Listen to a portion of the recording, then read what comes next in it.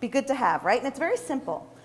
You need to make sure that you're recognizable through all the colors that you use in all of your branding materials. And it needs to be integrated throughout, in what you wear, in what you show on your website, in what your handout, anything your potential client touches, that's how they need to see you, because it's a shortcut. It's like a subliminal message in their memory that you are somewhat familiar. Okay, so I'm going to give you 5 steps today on how you can integrate those colors throughout all of your materials and make it successful. And I have some really good examples for you. So let me tell you, I work very closely with a graphic designer who does my illustrations and things like that. And we both believe in the psychology of color. However, in the wedding industry, one of the biggest things we face is that there's a lot of very similar marketing out there. So while psychology is good in understanding, how red makes people feel, how blue makes people feel, that's somewhat important. But more importantly is doing some research and see what your competition is doing. You don't want your materials to look exactly the same as everyone else. And the top 3, of course, my logo, my company's logo, a couple of my competitors. And then there's a gentleman who opened a planning company in Philadelphia. And Mark, when he went in there, he found that everybody in his industry there were using really soft, romantic colors. So he decided he wanted to be completely different, so it would make him memorable. So he went with the red. And he wore red shirts everywhere. The red was on his website. The red was just everywhere. Everywhere you saw Mark, there was red. And pretty soon, he became known as the wedding planner in red. Okay? Clients referred to him that way. Other service providers referred to him that way. And even more so than his name, people could find him just by the way he looked. So that made him very different from everyone else. So do your research. You want to stand out from amongst your competitors. Number 2, you're going to choose your color scheme.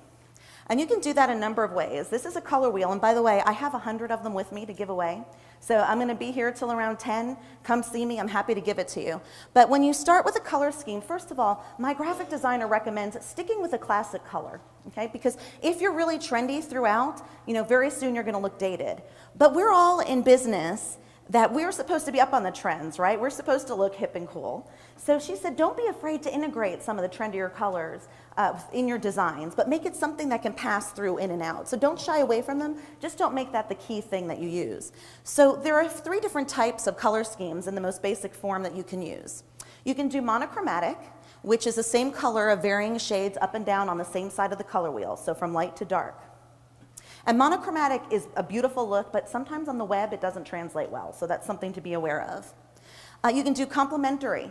So those are things that are across the color wheel, so from the blues all the way through down to the oranges.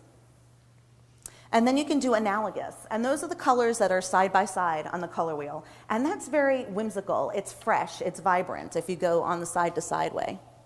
But I'm going to tell you something. When I was researching for this presentation, I found the most amazing website, and you need to write this down. It's color.adobe.com. I had so much fun here. First of all, it's free. And I'm always telling people when they're working on their color schemes to look for inspiration all around them. I mean, it's everywhere. It's in nature. It's in clothing. You can go to a houseware store and see what kind of color schemes they're putting together. But all you need is a picture. So I'm going to show you what I did. This is an outfit of mine that I really like, and I wanted to see what kind of a color scheme I could make from it. And so I uploaded the picture to Color, and it actually came up with 5 different color schemes for me that I could use. So they say that it's bright all the way through to dark. So you're able to choose those things and use them. And so if you want to play around with that and come up with some designs, you can even present that to a graphic artist or whomever is doing your work for you. So I highly encourage that you check that out.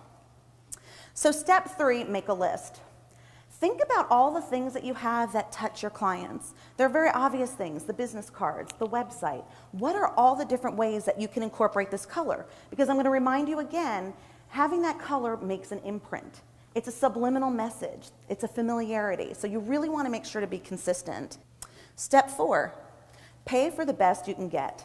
Not everybody can afford or wants to afford the services of a graphic designer. They're expensive, but I encourage using it because it just helps you with consistency throughout, and it helps you, negotiate better rates with printers. It helps you really make sure that your message is consistent throughout. But if you can't work with a graphic designer, there are online services, 99 Designs, Elance. You can do things relatively inexpensively, certainly affordably, to get your marketing materials together.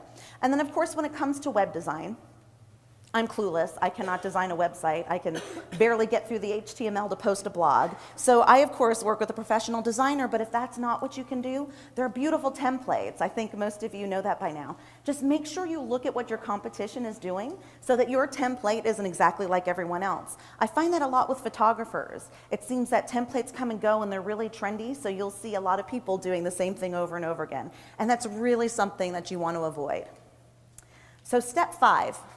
You're going to use it everywhere. And I use this example because this person's branding just blew me away. And a calamandan, I had no idea, I've lived in Florida forever. A calamandan is a little citrus fruit, okay? And it's a very unique product that this particular person sells to chefs. And she sells the materials so they can use it in various things of their products. So to me, when she chose her logo, it reminds me of a fresh citrus fruit.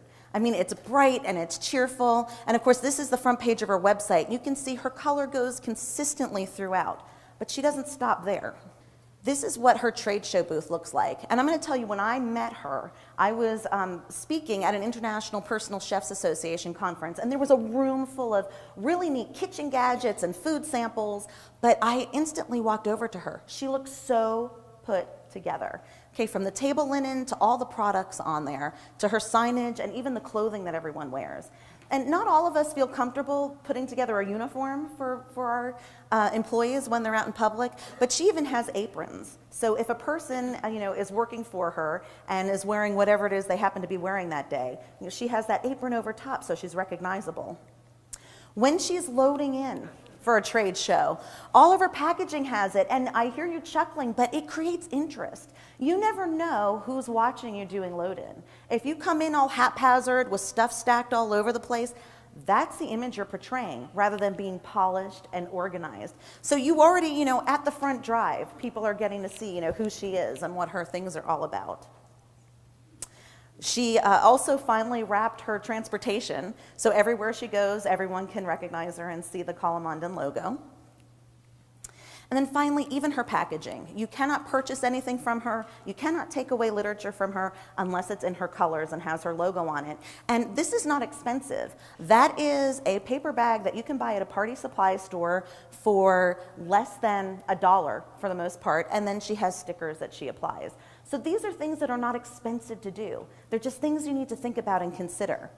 Right? You want to make your things stand out as much as you possibly can. That's the object. And you want to imprint that memory so if I had forgotten her name, if I had lost her business card, I would have gone online and done a search for small citrus fruit, or heaven forbid I would remember the name calamandan.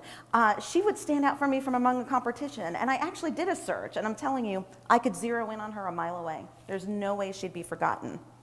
So I told you about the branding expert, or the graphic designer that I work with, Amy, and she was very kind to give me a worksheet that I will be happy to give to you. You can go to my website at susansoutherland.com, WMBA 2014. It's there if you want to work on a branding worksheet. Please feel free to download it and use it. My email is there. If you have questions, feel free to contact me. And please don't forget, I'm going to hang out at the author's table. Come by, pick up a color wheel, and have fun with it. Branding should be fun. Using color should be fun. So even if you like what you have now, inspire yourself and think about how you may make some changes to make yourself a little bit more unique and to stand out. And thank you so much. Enjoy the rest of the conference.